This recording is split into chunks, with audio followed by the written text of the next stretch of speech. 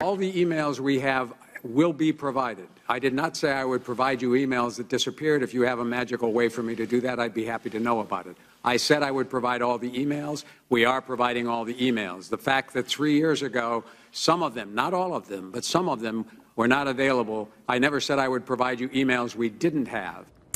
Remember IRS Commissioner John Koskinen getting a little sassy there at a congressional hearing back in June, making it clear that finding Lois Lerner's lost emails, the ones detailing the targeting of Tea Party groups, was going to require some sort of magic.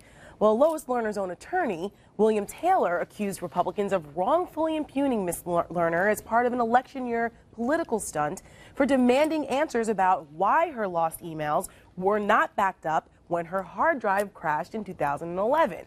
Now, this bombshell. Her emails aren't actually lost. Apparently, they're just really hard to find. Monday, Tom Fitton, the president of Judicial Watch, put out this statement.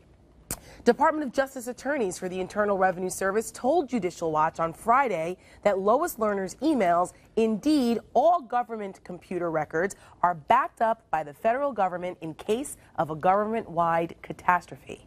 The Obama administration's attorneys said that this backup system would be too onerous to search. Given this new information, House Oversight Committee Chairman Darrell Issa says he's going to recall the IRS commish and get to the bottom of what that deception looks like.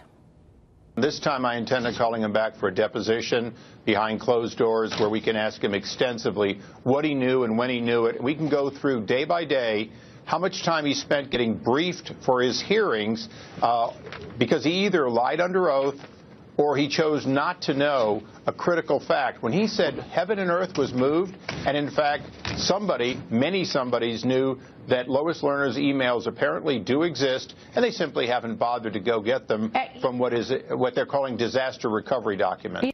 Wow, Tara, we can now assume that our government is actually competent. They back up their emails. They're just liars. Right. That should not. Before we gave them the benefit of the doubt on incompetence. Right. So it's not incompetence. They're just dishonest. I don't think there's any solace in that.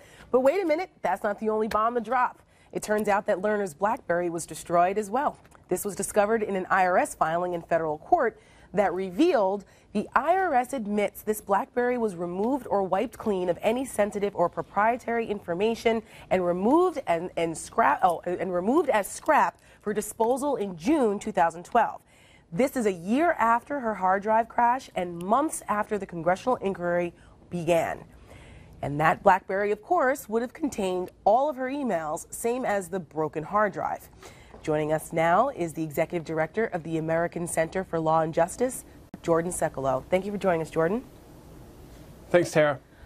Okay, so let's break this down. What is the bombshell here? What's the headline in the latest IRS email scandal?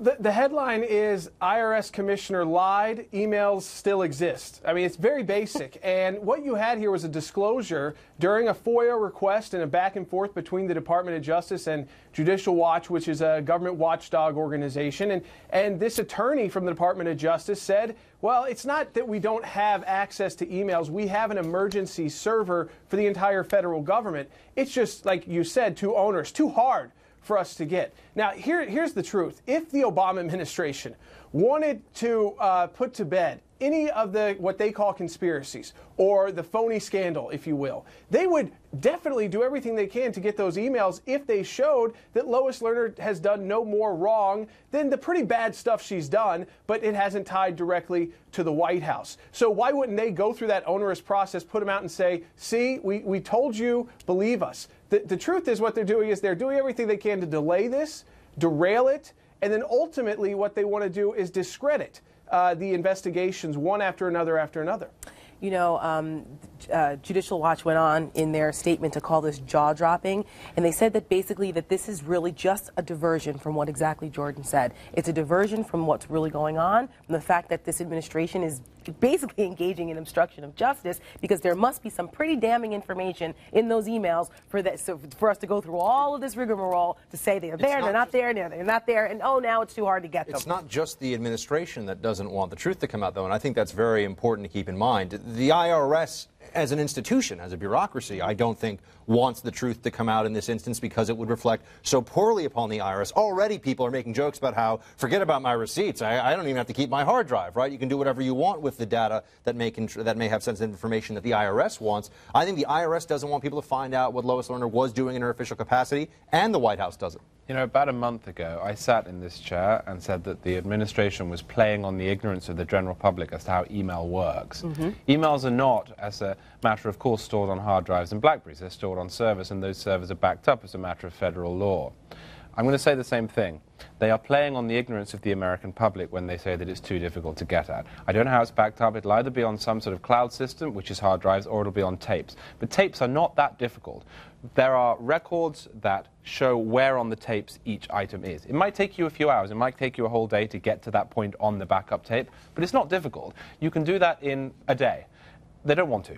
And they know that people don't understand how the system works, and therefore they won't push it. Well, I agree with the idea that it's incredibly, and I think it has always been incredibly implausible that you can lose emails and then they can just be gone for forever. But I will say, and I'm curious, perhaps Jason or one of you guys at the table could answer this, whether or not anyone is familiar or has seen or heard of this comprehensive backup system before today. Because, Jordan, what the administration officials are saying is they're saying Judicial Watch is mischaracterizing this. They say we were referring to the backup tapes that we've discussed beforehand, and we were saying that we don't have those, the ones that are within the IRS. But they say there's no such thing as this federal comprehensive backup system, and nobody uses that. It's within agencies.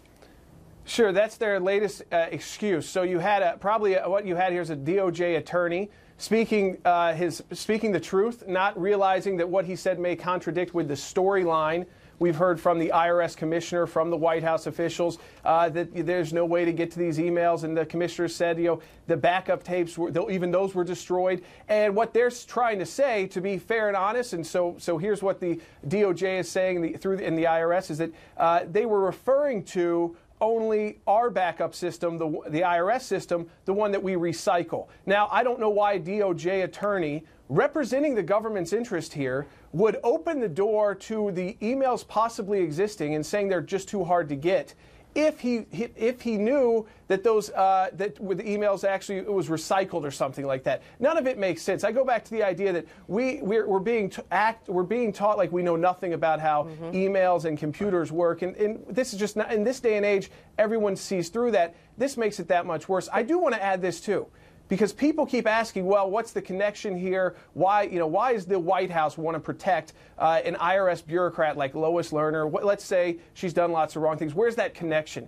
And we've also found out that an attorney representing the Department of Justice and actually who worked at DOJ defending the IRS in the civil cases like ours, worked for Lois Lerner during the targeting, 2008 to 2010. That's right. On top of that, he then went to the White House. So there's an attorney who's worked at the Department of Justice, the IRS for Lerner, and at the White House White House counsel's office. That's in the West Wing. That's very close to the president. There's your link right there. Well, that's the reason why it's actually a great segue. Darrell Issa has also called for a special counsel, a special prosecutor in this case. He sent a letter to Eric Holder. No one's holding their breath because Eric Holder has to ultimately make this decision.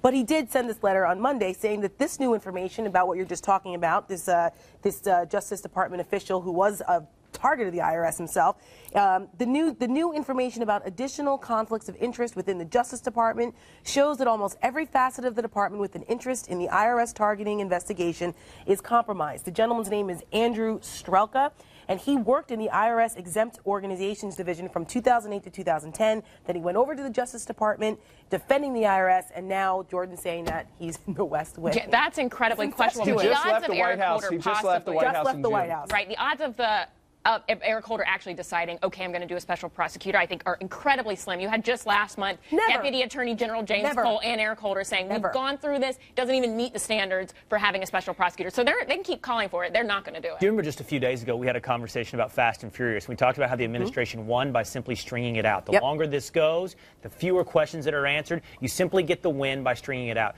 This issue, this IRS issue, is beginning to look more and more like that as we go along. The longer they can stretch this out, no matter what revelations come, they get the win.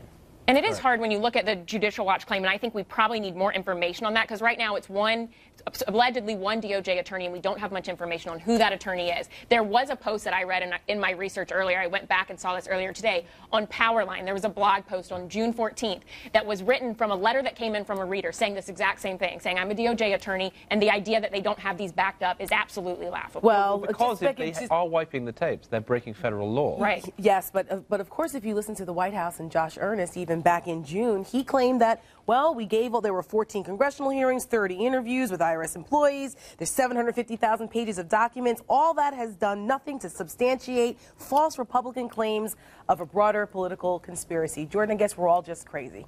Thank you for joining us today. Yeah, well, you know what's even crazy about this? You remember we were told that Lois Lerner didn't email, there was nothing there. And I think their distinction was because Andrew Strickla, who was technically on leave from the Department of Justice at the White House until June, he went, again, DOJ, IRS for Lerner, back to DOJ to defend the IRS, and then to the White House. He was there. He was getting emails about Tea Party targeting. Look, so to say it never hit the White House, it's ridiculous. You're absurd. right. We got to wrap it up, If we do get those emails, we could actually win this. No, you're right. It's fishy. We've got to wrap it up, and it proves that this is not some right-wing conspiracy. There's something to it.